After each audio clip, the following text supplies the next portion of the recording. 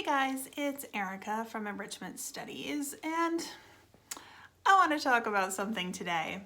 Recently, there was an article published by Harvard Magazine that highlighted what they framed as the risks of homeschooling, and the article proposed that homeschooling be banned, actually. And I don't normally give things like this a whole lot of my attention because I really don't care if anybody's okay with the decisions I make for my family. But I've had some people that have asked me my thoughts about the article, and I felt like I had some things I wanted to share. And so I'm gonna buckle up. In the article, they state that homeschooling violates a child's right to a meaningful education, violates their right to be protected from potential child abuse, and may keep children from contributing positively to a democratic society.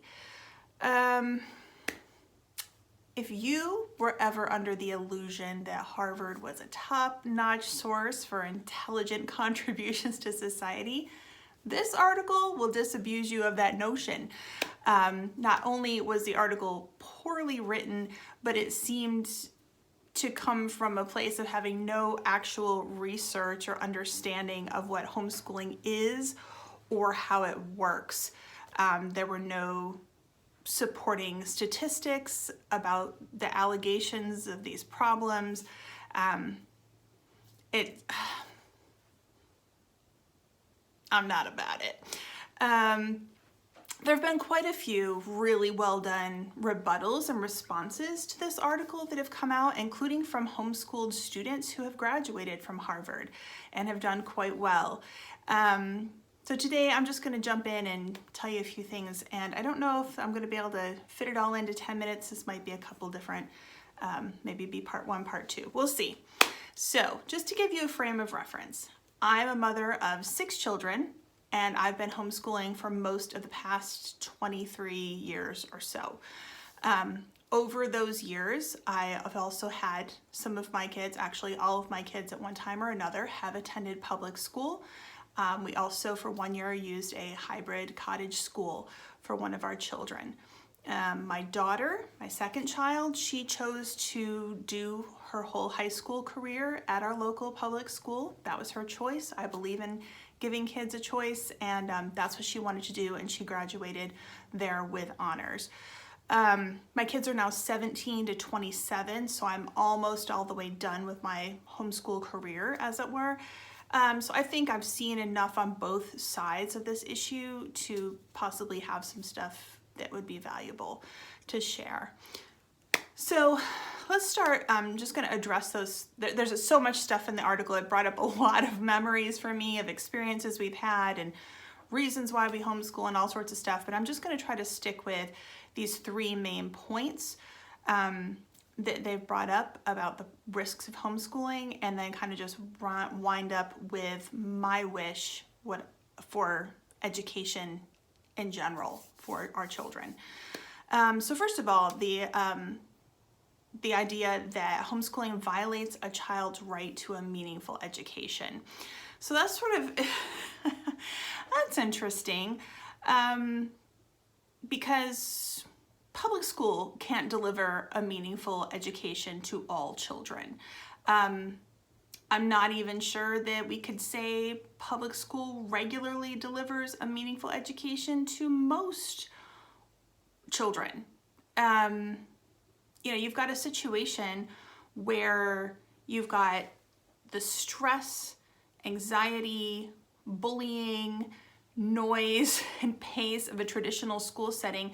That doesn't work for a lot of kids. Nowadays, we have a rampant amount of kids that are suffering from anxiety, that are suffering from attention problems, that are suffering from sensory issues and overloads. And a school environment isn't really a great place for those kids. You can't learn well when you are stressed out and when your fight or flight response is just kicked into gear. I know for my own kids, like when my daughter was in elementary school, she found it very overwhelming, just the amount of noise in the cafeteria. It was very loud for her, and it was very unsettling. It was hard for her to eat. She was very rushed. And, you know, this is right in the middle of a day when you're supposed to be able to learn optimally. It's not a win, and I'm sure I'm not the only person that can see that. Also, you know, I've got a lot of teacher friends, and let me tell you, I think the world of, I can't even think of one teacher that I know that I don't think is doing an awesome job and that I don't completely believe in the goodness of their motivations to do right by their students. Mad respect for teachers. Don't know how they put up with all of it. Because the one thing that I do hear from teacher friends that talk to me about this is that with the rise of standardized testing and the pressure on teachers and school districts to secure funding because of their test scores and outcomes, this has hijacked their freedom to teach their students in the way that they believe they should be able to. Okay? This is a no-win. You know, with the amount of government overreach that we have into an educational system that is broken down, this does not serve anyone very well. So tell me about the meaningful education that we're all getting in this hot mess that we have in our public school system. I'll wait to hear, okay? Also, you know, I guess it depends on your definition of what a meaningful education is and who gets to decide that. Is there a one-size-fits-all model for this? So I would say, of course not. Of course not. I know so many kids that thrive under so many different kinds of learning approaches and environments, including my own.